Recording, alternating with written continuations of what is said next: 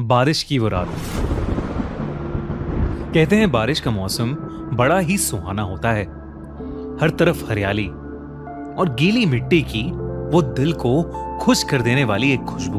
हर चीज की खूबसूरती मानो दोगुनी हो जाती है। आप कहीं भी जाओ, लगता है जैसे बारिश आपका पीछा ही कर रही हो। पर अगर आपका पीछा बारिश के अलावा कोई और भी कर रहा हो तो? ये कहानी 24 साल के वरुण की है।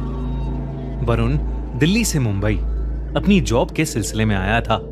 हालांकि उसे मुंबई की फास्ट लाइफ कुछ खास पसंद नहीं थी, पर वो अपने काम के लिए बहुत पैशनेट था। अपने करियर को एक नई सीढ़ी पर ले जाने के लिए वो कुछ समय के लिए मुंबई आया था। वरुण अक्सर अपने ऑफिस से लेट निकलता था, कभी कभी तो इतना लेट कि वो ऑफिस से निकलने वाला आखिरी इंसान होता था। ऐसी ही एक रात वरुण को ऑफिस में बैठे बैठे रात के 11 बज गए थे। वो अपना सामान पैक करके बिल्डिंग से बाहर निकला तो उसने देखा कि बहुत ही घमासान बारिश हो रही है। अब ना ही वरुण को कोई ऑटो रिक्शा मिल रहा था और ना ही कोई कैब। वो बस एक कोने में खड़ा बारिश से बचने की कोशिश कर रहा था। तभी अचानक से वरुण के सर पर बूंदें पड़ना बंद हो गईं। उसने सर उठाकर देखा तो उसके सर पर एक छाता था और वो छाता लिए उसके साथ ही एक आदमी खड़ा हुआ था। वरुण ने मुस्कुराकर उस आदमी को थैंक यू कहा, पर उस आदमी ने कुछ जवाब नहीं दिया। वो बस चुपचाप खड़ा रहा। वरुण ने फिर से उस आदमी से बात करने की कोशिश की। वरुण ने कहा, आपका बहुत बहुत शुक्रिया, आपके जैसे लोग बहुत ही कम मिलते हैं। इस पर उस आदमी ने कुछ सेकंड्स बाद अपनी चुप्पी तोड़ी और कहा, मेरा क्या है, मैं तो एक फकीर हूं। कल किसी और को मिला था, आज तुम्हें मिला हूं और कल किसी और को मिलूंगा। वरुण को उस आदमी की बात थोड़ी अजीब लगी। उसे लगा कि शायद वो आदमी नशे में है। वरुण तुरंत उसके छाते से निकलकर रोड पर चलने लगा, इस उम्मीद में कि शायद आगे उसे ऑटो मिल जाएगा। पर बारिश थी कि रुकने का नाम ही नहीं ले रही थी। बारिश में चलते चलते वरुण के पैर जैसे ही जमीन पर पड़ रहे थे तो एक आवाज आ रही थी, छपा। पर कुछ दूर चलते ही वरुण ने नोटिस किया कि वो आवाज अब 2 बार आने लगी थी।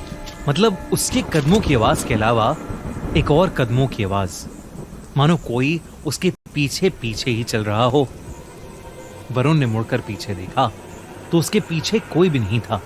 वरुण के लिए ये पूरा शहर ही नया था। उसे रास्तों का इतना अंदाजा नहीं था, पर क्योंकि उसका घर ऑफिस के पास ही था तो वो जैसे तैसे पैदल ही अपने घर पहुंच गया। उस रात वरुण का रूममेट भी फ्लैट पर नहीं था। कुछ दिनों के लिए वो अपने घर गया था। वरुण अक्सर ऑफिस से आकर ही सो जाता था, पर आज का दिन कुछ अलग था। बिस्तर पर लेटा हुआ वरुण सोने की जितनी भी कोशिश करता, उसे नींद आने का नाम ही नहीं ले रही थी। उसका फ्लैट बिल्डिंग के 6th फ्लोर पर था और बाहर चल रही तेज हवा और बारिश से उसके कमरे में लगी खिड़की जोर जोर से बज रही थी। आसमान में जोरों की बिजली भी कड़क रही थी। ऐसा लग रहा था कि कभी भी कोई बादल फट जाएगा। और इसी शोर की वजह से उसके लिए पूरा माहौल बहुत ही डरावना हो गया था। वरुण की सोने की नाकाम कोशिशों के बाद वो किचन से पानी लेने के लिए उठा, पर जैसे ही वरुण ने अपने पैर कमरे के फर्श पर रखे वो चौंक गया, क्योंकि वरुण के कमरे का फर्श गीला था।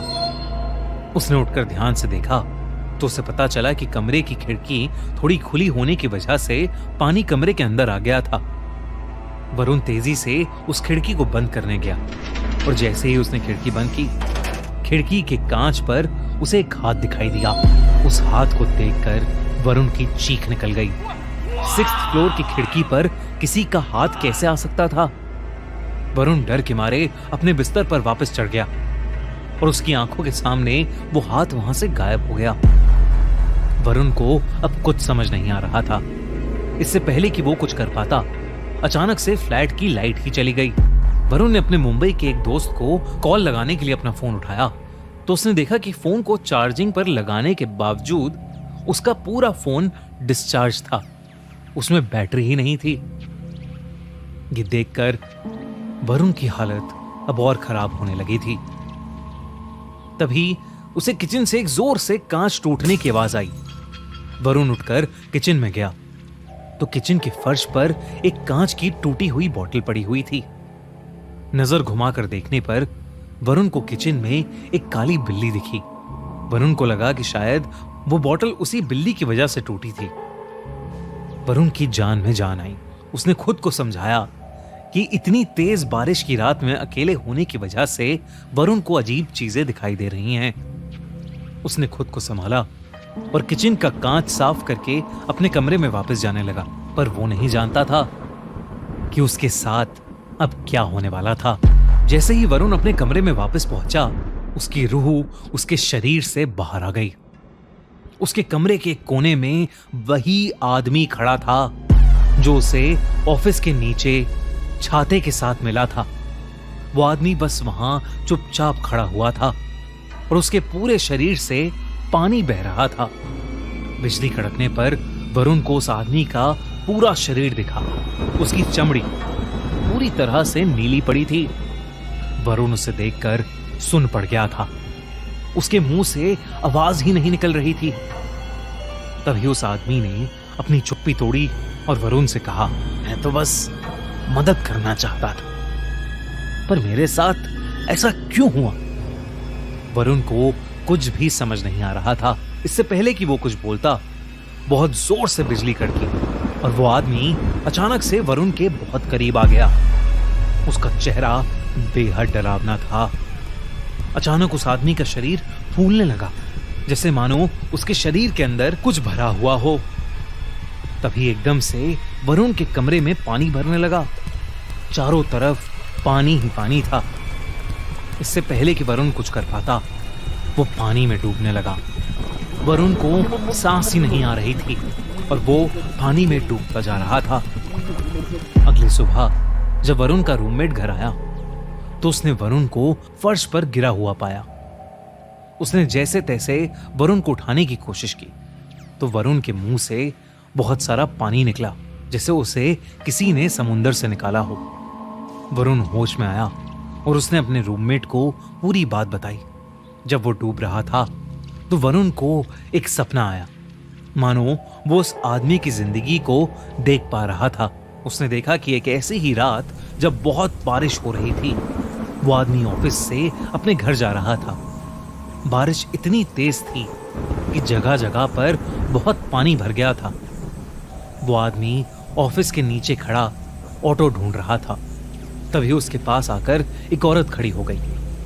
कुछ देर बाद उस औरत को लेने एक गाड़ी वहां पर आई, पर गाड़ी में बैठते समय उस आदमी ने देखा कि उस औरत का दुपट्टा गाड़ी के दरवाजे से बाहर निकल रहा था। बस उस औरत को यही बताने के लिए वो आदमी उस गाड़ी के पीछे तेजी से गया और उसका पैर एक बहुत ही गहरे गड्ढे में पड़ गया। वो गड्ढा इतना गहरा था कि वो आदमी उसके अंदर डूबने लगा और इससे पहले कि कोई उसे बचा पाता, उसके लंग्स में पानी भर गया था और उसकी वहीं मौत हो गई। जब वरुण ने अपने ऑफिस के एरिया के पास जाकर लोगों से इस बारे में पूछा तो उसे पता चला कि कुछ साल पहले एक पतला बूढ़ा आदमी वहीं बारिश में गड्ढे में मर गया था। ये सुनकर वरुण का दिल दहल गया था। कल रात उसकी मुलाकात जिस आदमी से हुई थी वो वाकई उसी बूढ़े आदमी की आत्मा थी। वरुण ने अगले ही दिन अपनी फ्लाइट बुक की और वापस अपने घर दिल्ली चला गया। उस दिन के बाद से वरुण को वो इंसान कभी नहीं दिखा, लेकिन आज भी तेज बारिश होते ही वरुण घबराहट के मारे कपकपाने लगता है।